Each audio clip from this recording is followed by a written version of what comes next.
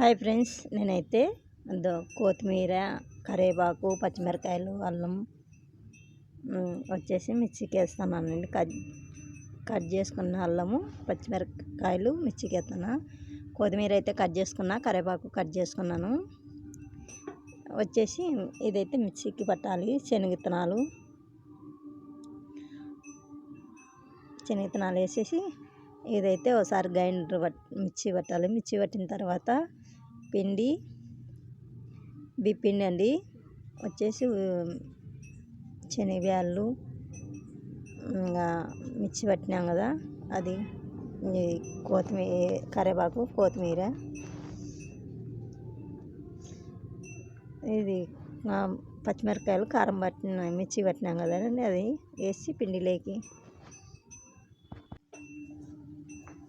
అంతా వేసి బాగా కలిపి ఉప్పు వేస్తానండి. నేనైతే ఒక స్పూన్ వేసిన, మళ్ళీ చూసి వేసుకోవచ్చని.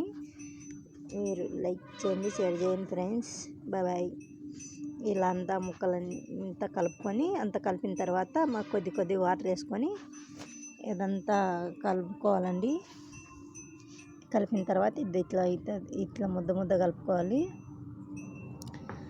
ఇది కొద్దిగా తీసుకొని వంటలు కొద్దిగా తీసుకొని ఇట్లా వంట చేసుకొని ఇట్లా పేపర్ మీద ఆయిల్ వేసి తట్టాలండి.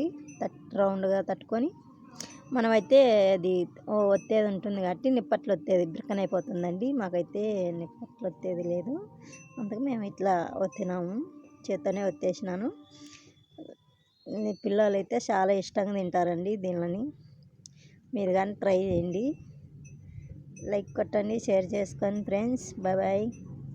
దాని నిప్పట్లు అయితే అయిపోయినాయండి. మేమైతే నిప్పట్లు చేసేసాము. వచ్చేసి దాన్ని వేసేసాము.